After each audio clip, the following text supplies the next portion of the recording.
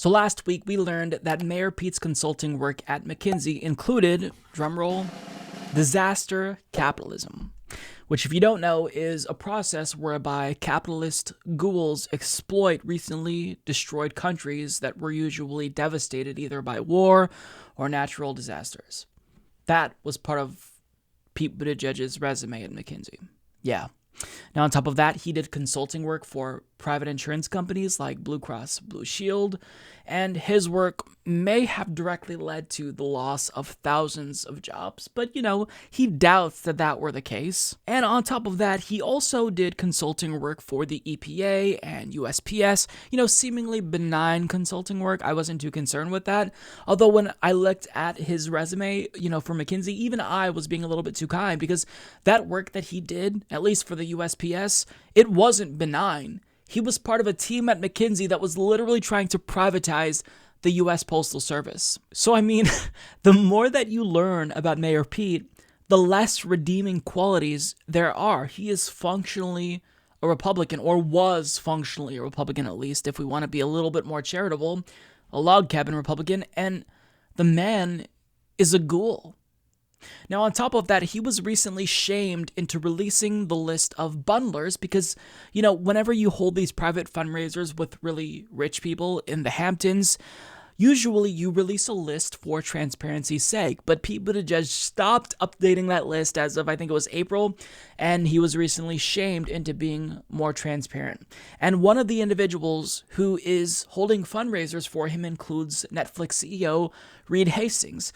Now, I'm in favor of streaming services. I have a subscription to Netflix, but part of the reason why, ideally, you want to avoid having Reed Hastings host a fundraiser for you is because the man has funneled money into causes that lead to charter schools, the privatization of education. Now, what's interesting to me is that Mayor Pete claims to be against charter schools. He claims to be against school voucher programs, but yet, it's a little bit of a contradiction that he's allowing someone who advocates boldly so for charter schools to host a private fundraiser for him. The question is, why? Now, I would argue that it's probably because Pete actually does support charter schools, or maybe he's ambivalent, he doesn't really care about the issue, and he just wants to get a lot of money.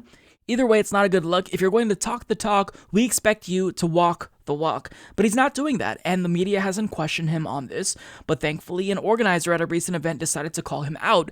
And as usual, Pete Buttigieg was not happy with the prospect of being challenged, and he actually got a little bit testy. This turned into kind of a heated exchange where he accused the individual asking him this question of trying to debate him. It got weird. Nonetheless, take a look. There's funding protesters that are right outside of here today.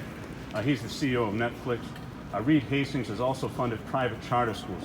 You say you're against vouchers, you say you're against private charter schools, but yet on Monday, you're going to be at a fundraiser in Palo Alto, where he's going to be one of the hosts. In the labor movement, there's a saying, you can only be on one side or the other. Will you keep Reed Hastings, who's fought the teachers' unions, as a host on that fundraiser on Monday? Or will you drop him from the list? So I'm very clear where I stand on these issues. There are 700,000 donors to my campaign. Mm-hmm. Some of them may disagree with me on some of those issues, but my stance will not change, including my support for teachers and my support for labor. So you'll keep him as a host. Wait, one question. Will you keep him as a host on the fundraiser, Reed Hastings? It's a yes or no question. I have no plans to make a change there. The fundamental fact of where I stand in my support for labor. But wouldn't some people say that's a sign that you're not truly committed to organized labor and you're just willing to say anything? I will say where I stand. Then why not drop Reed Hastings from the fundraiser? Are you asking me a question or are you debating me? No, I'm trying to get you to answer the question. Yeah, sure. So the answer to the question is that my position is clear and it will not change even if somebody who supports my campaign disagrees with me on certain issues. So he predictably tried to do the slimy, politician dodge where you don't answer the question, you try to obfuscate and whatnot. And that organizer, thankfully, was trying to hold his feet to the fire and get him to answer the question. It was a yes or no question, but he wouldn't answer it. And I couldn't help but think while watching this, why should we have to rely on organizers at these events to do the job of the media? Imagine if we had an adversarial mainstream media that actually challenged people in power or people seeking power. We wouldn't have to do this, but because the media isn't doing its job, since they love Mayor Pete, we have to rely on people to hold him accountable. And of course, he doesn't like being held accountable because he seldomly is held accountable. This is someone who is an elitist, he's privileged, so to be questioned, to question his integrity and his morals, he doesn't like that, and he gets pissed. But while we're on the subject of talking about Pete Buttigieg and his morals, or lack thereof, and his donors, I want to go over some of the individuals who have been hosting these fundraisers and bundling to his campaign. As Elena Schneider and Maggie Serverns of Politico report, Buttigieg, who has shot from little-known small-town mayor to become one of the most prolific fundraisers in the Democratic presidential primary, named a list of 113 bundlers, high-dollar donors who have also tapped into their personal networks to raise money for the candidate. The list, released late Friday night, covers everyone who has raised at least $25,000 for the campaign, including several heavyweights in the financial industry. Among them was Hamilton James, executive vice chairman and former president of the private equity giant Blackstone, and his wife Amy, as well as Orrin Kramer, a hedge fund manager and major Democratic fundraiser. New York socialite and philanthropist Agnes Gunn, dubbed the homecoming queen of philanthropy world by the New York Times in a recent profile, is another bundler for Buttigieg. Gunn gave more than $400,000 to efforts supporting Hillary Clinton in 2016. Another supporter helping Buttigieg, Adam Barth, is a Houston-based partner at McKinsey & Co., the management consulting firm where Buttigieg once worked. Barth does not have any significant history donating to federal campaigns, according to campaign finance records. So, Wall Street executives, hedge fund managers, and on top of that, a lot of people, more so than what I read to you, who contributed to Hillary Clinton in 2016. And these bundlers don't even take into account all of the money he received from the health insurance industry.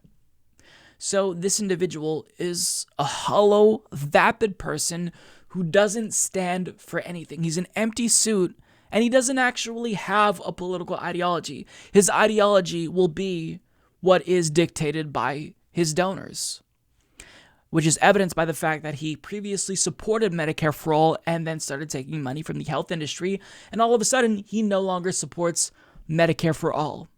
Now, don't question him on that, because if you call him out, then he's going to get testy and he may yell at you. Now, he has been keeping the locations of these private fundraisers anonymous, but that hasn't stopped activists such as Elise Anil, who tracked down these fundraisers and called him out.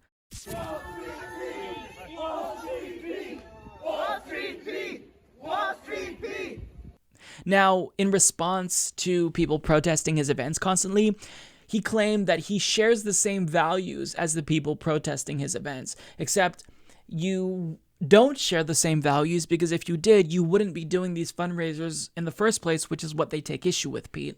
So the man is a fraud, and thankfully, more people are starting to acknowledge that this is not someone who cares about you. He doesn't represent you. He's someone who's just trying to get elected. He's a careerist, and he will take any position that is politically expedient because he wants to do what will help him get elected. Period. End of story. People realize that, which is why he's starting to go down in the polls, and ultimately, I don't think he's going to win.